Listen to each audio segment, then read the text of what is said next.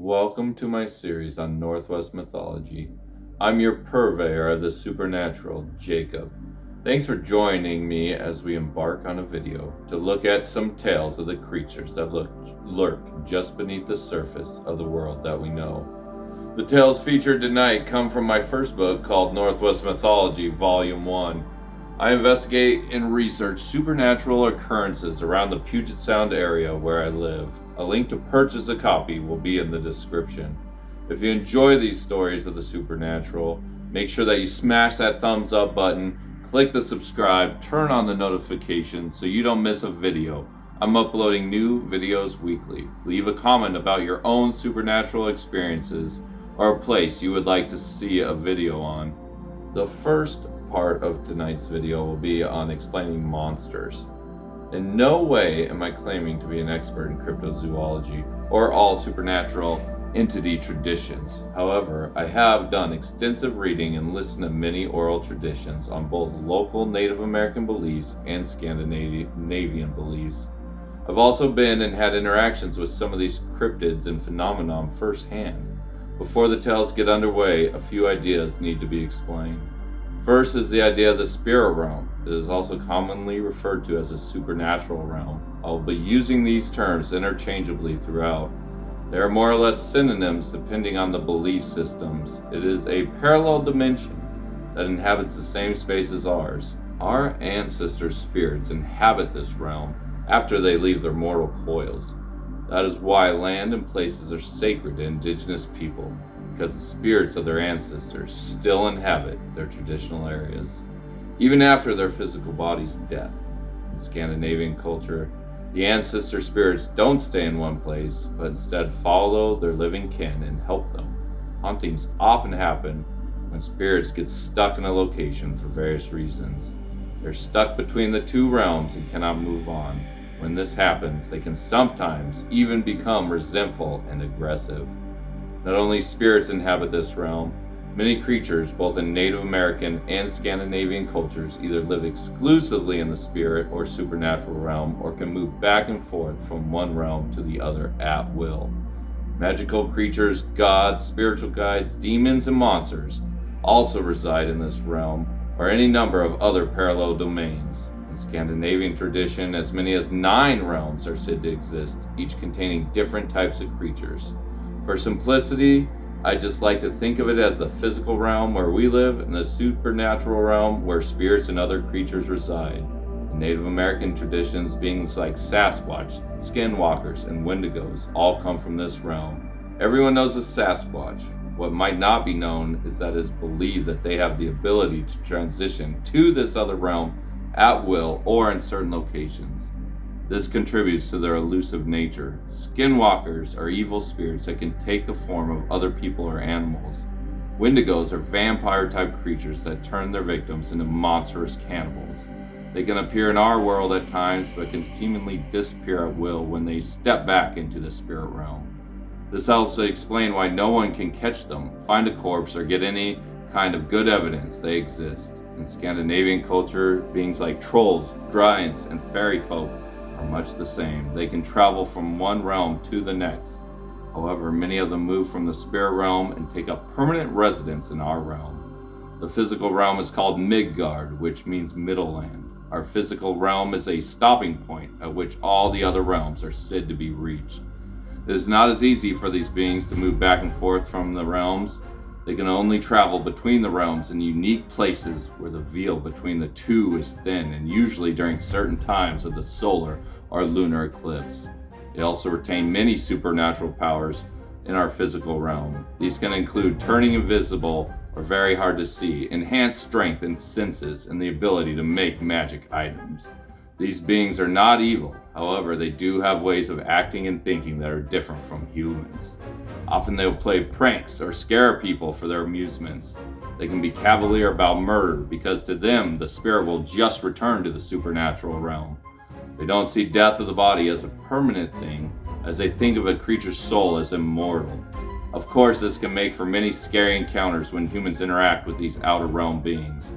The final category of monsters as it relates to these tales is large or abnormal animals that are natural to our own physical realms. These would be creatures that have grown to such gargantuan size that they appear monstrous to our human eyes. They can be very frightening when happening upon them in the wild. Many of these creatures are believed to be connected to the spirit realm, and that is why they have grown so large. This category can also include animals thought extinct or rarely seen by science. The final mention goes to albino creatures. Albino creatures all over the world are said to be connected to the spirit realm, and to kill them will bring bad luck. In some cultures, however, parts of albinos are collected to be used in different kind of ceremonies and spells.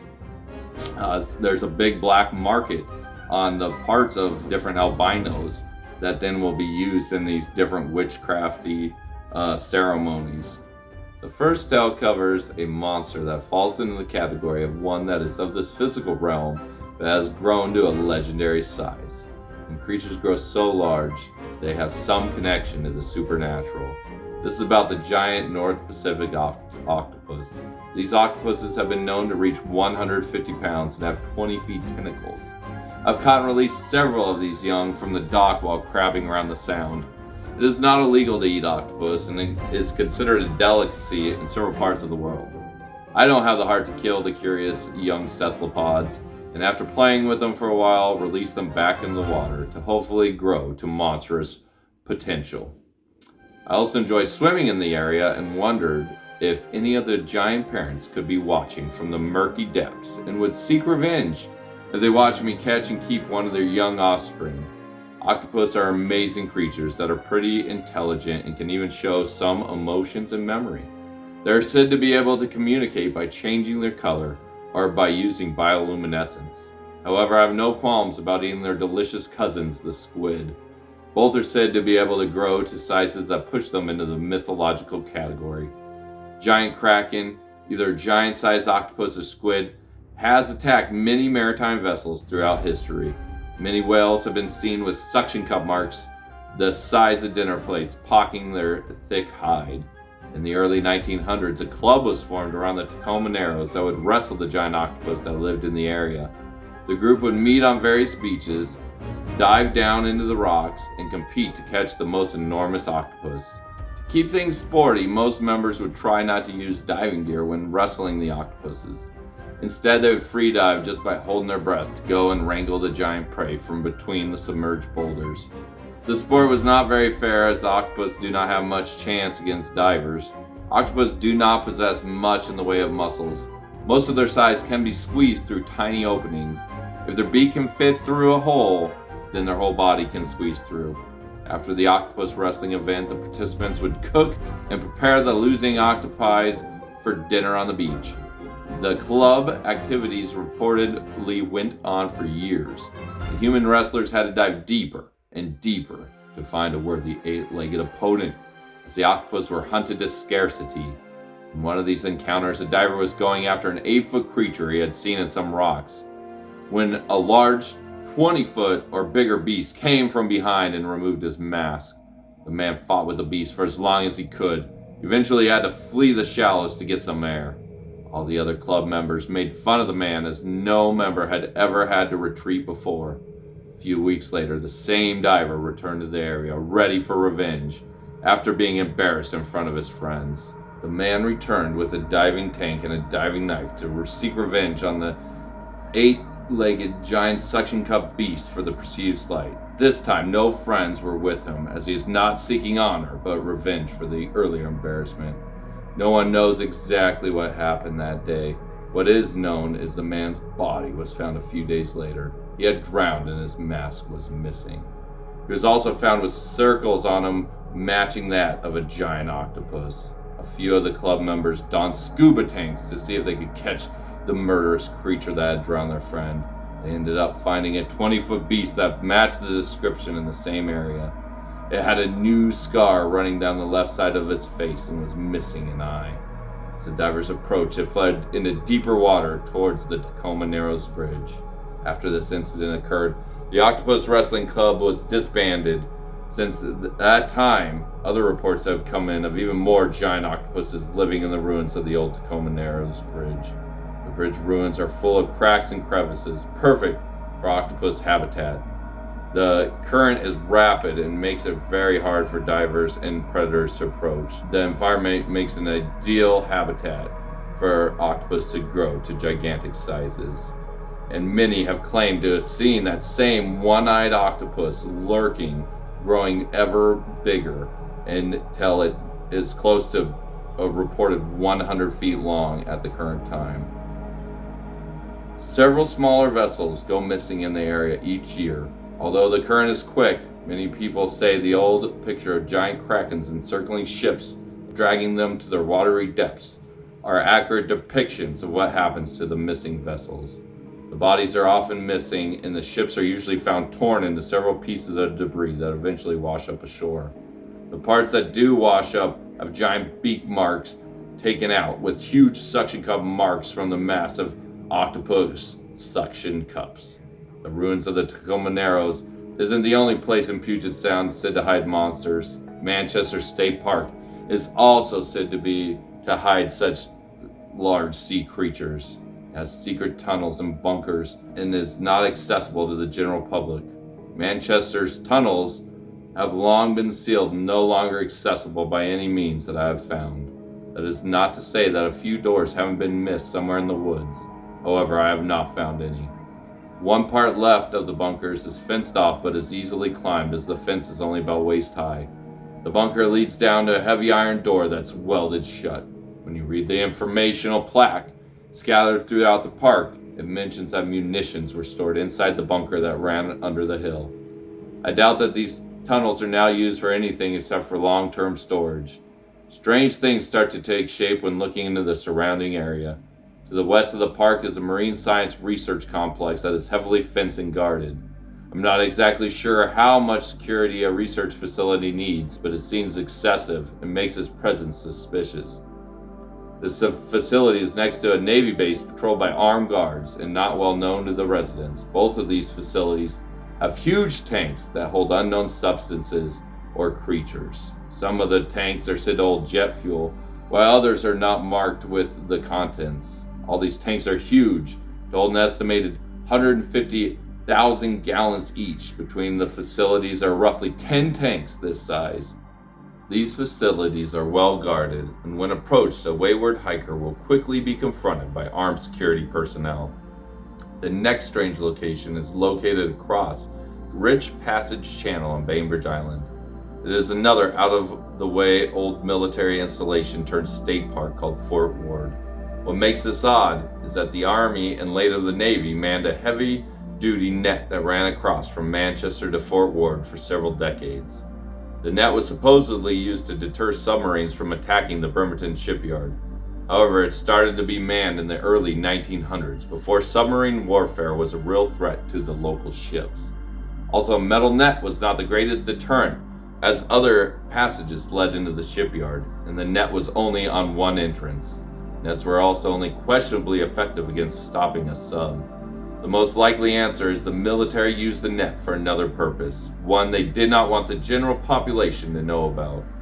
Manchester has another unique natural feature that can only be seen locally at the park. If you go at low tide and head west towards Seattle, just past where the massive net used to be strung, you can see substantial tectonic plates. They stick up where the continental shelf is exposed. It is rare and part of the local college's geology class syllabus to require students to take a field trip to analyze these plates on a low tide. The geological phenomenon is caused by massive earthquakes that occurred millions of years ago, causing one plate to push atop another, exposing the plate's edge. This process is called subduction and can cause deep trenches to form. Some of them can be several hundred or even thousands of feet deep than the surrounding seabeds. The exposed plates look like massive dinner plates stacked on top of each other at strange angles. Farther strangeness gets aroused because that portion of the channel is declared a marine sanctuary. Fishing is strictly prohibited around that whole area. The area is known for strange sea creatures. It is also known to be very deep for how close it is in relation to the shore. Many ships in the late 1800s and early 1900s reported seeing sea serpents in that area. One account was from the English expedition that was tasked with exploring that region. The ship's naturalist described an approximately 100-foot serpent slapping the tail about 20 minutes as the men on board observed in horror. Many people today have claimed that this could have possibly been an oarfish. They have been known to wash up dead on the local beaches. Oarfish live at depths from 700 to 3,000 feet deep. Other deep-sea creatures wash up on the shores around the passage also. Many massive six-gill sharks up to 20 feet have been found washed up on Bainbridge Island. Rich Passage is reported to be approximately 1,300 feet deep and twice the depth of the surrounding area. It could also be much deeper or have caverns that delve to unknown depths. With the fast current, almost all the water from Puget Sound passes through the 4-mile passage. I speculate that the colossal metal net was never designed to deter submarines, but was installed initially to see what local leviathans of the depth were swimming in the area. I think the government found some, which is why a secretive marine research lab is in the area. I'd also hypothesize that potential specimens are either alive or dead and stored in the large tanks on the guarded Navy base. The site is a marine sanctuary to keep the rarely seen monsters from being harassed by local anglers. The exact nature of these creatures is an elusive mystery. At the very least, I expect massive oarfish and six-gill sharks to call the area home. On the more extreme side, I would suspect giant squid and worse, monsters of the depth lurking for prey that has to pass through the narrow channel to reach their breeding grounds. These super predators would have their pick of creatures swimming unknowingly about the danger lurking below them. One farther point of interest concerning Manchester is the Scandinavian legend about Njord, the sea god. He is said to live in deep water. His favorite food is said to be salmon. He has the power to control the tides and weather. He can also shapeshift into human and different sea animal forms. His favorite form to take is that of a massive sea lion. This way, he can more easily catch the salmon that he loves to feast upon. He also dwells in oceans near mountains. His wife is a giantess that lives in the mountains. Njord wants to live close to her. Manchester, specifically Rich Passage, both meets these requirements. Mount Baker and Rainier are readily observable on clear days from the park. Either one would make an ideal giantess abode. What is even stranger is that to summon Njord, the other Norse pantheon would use a large metal ring secured to sea rocks. They would slam the ring 3 times, and Njord would answer them. A large metal ring is secured to the rocks at Middle Point in Manchester, right by where the metal net used to run. When slammed 3 times loud enough, Njord is known to answer in his shape-shifted form as a sea lion barking. You can then ask a boon of him. If you have pleased him with offerings or songs, you may grant them. The next monster is called a Thunderbird. A Thunderbird is a mythological bird from many indigenous tribal legends from all over the world. The Thunderbird is said to bring thunder on its wings when it flies. It is depicted as being a giant eagle and is often red or golden colored. The bird is so big that it hunts for whales the same way that regular-sized eagles hunt for fish. This legend most likely arose from natives finding whale bones far away from the oceans. Not being familiar with the fact that ancient seas used to reach much farther than they do in present times, the Thunderbirds were used to explain this phenomenon. Thunderbirds were also often able to be ridden by heroes in many stories.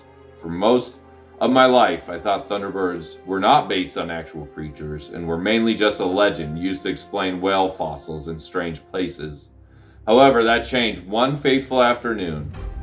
I was hiking with my father on land that would later become Miller Peninsula State Park just outside Sequim, Washington. The sky was overcast and a fall chill was in the air.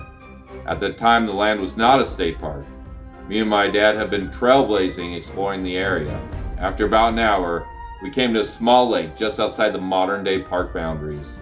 As we approached the lake, I watched the most enormous eagle I had ever seen land in the lake and commenced to fishing similar to how a stork does. Walking slowly, looking for fish in the shallows, the eagle would quickly strike and pierce the fish with its razor-sharp beak when it saw one. This golden color eagle was at least 4, if not 5 feet in height. When I watched it land, I observed its wingspan was close to 20 feet from wingtip to wingtip. I was generally amazed. I had seen and been close to many bald eagles in my time living in Washington. However, this eagle dwarfed those I had experienced by close to double. My dad wasn't paying attention when the massive eagle landed. When I tried to point it out to him, he was convinced it was too big to be an eagle and it was a log. I assured him it was no log, and we began to quietly sneak up to get a look at the occupied raptor. As we got closer, my dad could see that it was in fact a massive eagle. He was so shocked by its size. When we got to within 50 feet of the eagle, it heard our trailblazing and took flight on its gargantuan wings with a fish in its talons. It flew no more than a half mile to the other side of the lake to enjoy its late afternoon snack. The top of the 100-foot tree it landed on bent to resemble an upside-down J. We were both surprised that the top didn't snap beneath its weight. We wanted to get another look at the bird. It could only be a one-of-a-kind specimen, we were convinced. Neither of us knew what kind of eagle we could be looking at.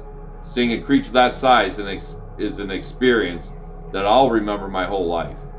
My dad and I spent the next hour making our way through the thick underbrush to the tree where the giant eagle was feasting. We got closer and we observed a second treetop bent at a strange angle with another massive eagle sitting on it.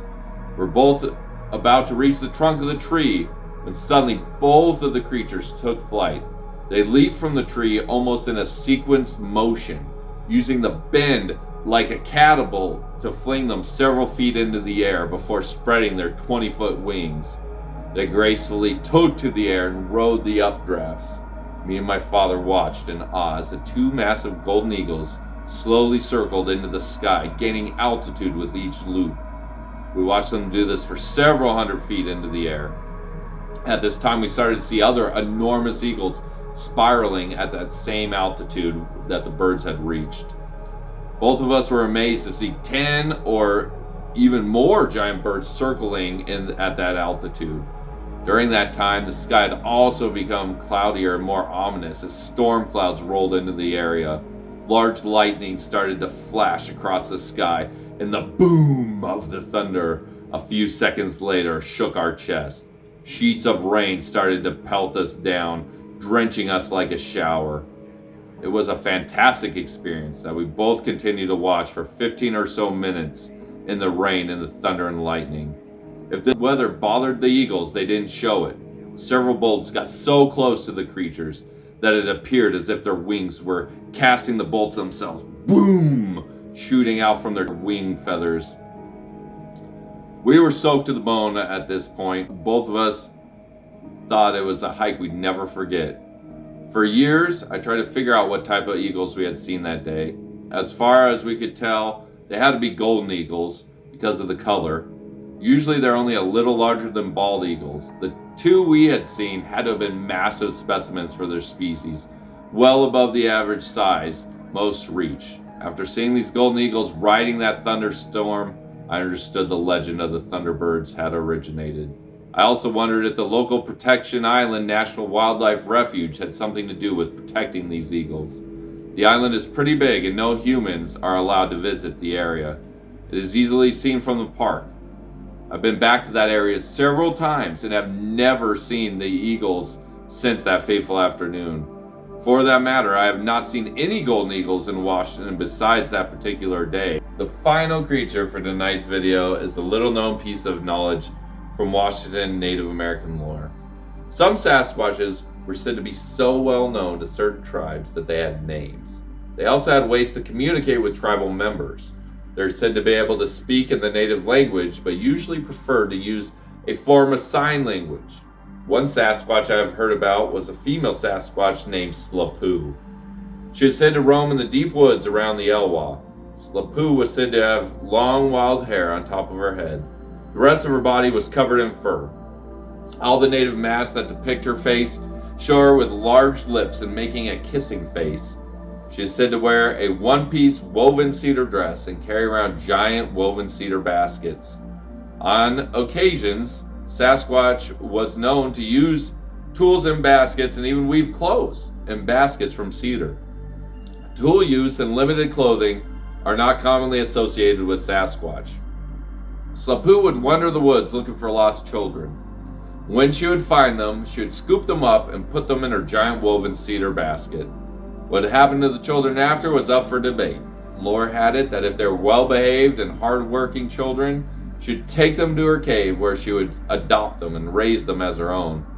The dark side was supposedly if they were naughty, lazy children, she would bring them back to her cave where she'd cook and eat the wayward wards. She was said to target children as her own Sasquatch kids had died in the woods themselves. Slapoo was said to have occasionally returned some of the children to the tribe.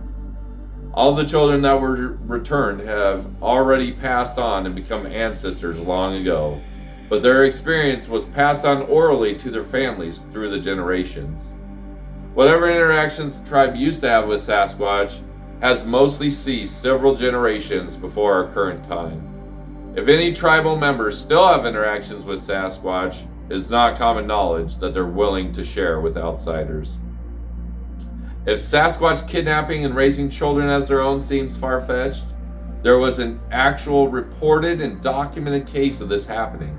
In British Columbia in the 1900s, a teenage girl was supposedly captured by a Sasquatch family. She supplied a written account to a local paper after she escaped several years later. She claimed she was thrown into a giant cedar container and could not see where she was being brought to. She thought they traveled for several hours in this manner. When the teenage girl was dumped out of the basket, she found herself in a dark, cozy cave with rough, handmade furniture. She said it was a Sasquatch family consisting of a grown male, an old female, and a child. She said they had pushed a boulder she could not move in front of the cave mouth when they left to hunt or collect berries. She stated that after several months, she began to build up the Sasquatch family's trust and was eventually allowed to leave the cave to help forage for food. She also started to learn their language. After several years of living with the Sasquatch, she became romantically involved with the male. Eventually, she figured out how to get back to civilization. One day, she made a break for a small town while she was out foraging. When she was found, she was with child. Did not speak in a language any of the local residents recognized. She ended up having the baby a few weeks later. The child was said to be abnormally hairy and have strange attributes that appeared very ape-like. After this, nothing was ever mentioned about what happened to the child. The story took place before DNA testing. It was in the early 1900s, and records were not very well kept back then. As far as the story goes, they just went on living. There might be a family somewhere in the middle of nowhere in British Columbia with some Sasquatch DNA in their family tree. It was also mentioned that the lady would disappear into the woods for a few weeks at a time. It was always speculated that she was going to see the Sasquatches and her Sasquatch baby daddy. Sasquatches are an integral part of Pacific Northwest mythology. For many First Nation tribes, they have been less fiction and more fact for much of the tribal history, even to the point of the tribes giving them names. The Elwha is well known for Sasquatch encounters to this day. It is said that it is one of the Sasquatch's favorite fishing locations. Every culture has its stories and legends of supernatural creatures. These are just a few I have heard, read, or experienced. The list of inhabitants of the supernatural realm seems to be endless. Several denizens even appear to be slightly different when manifesting to people of different cultures. What supernatural creatures have you had experience with or heard stories about? Leave a comment below letting the world know about them. If you enjoyed what you heard, make sure you hit that thumbs up button and subscribe. While you're at it, turn on your notifications so you can stay up to date when I make a new video. I'm going to try to upload new videos of the supernatural weekly. I make content that can only be found right here. If you want to support my writing, make sure you pick up a copy of one of my books. I just released Volume 2. This story comes from Volume 1. Visit my website, northwestmythology.com. There'll be a link in the description. I love Weird Washington stories and look forward to sharing many more with you guys in the future.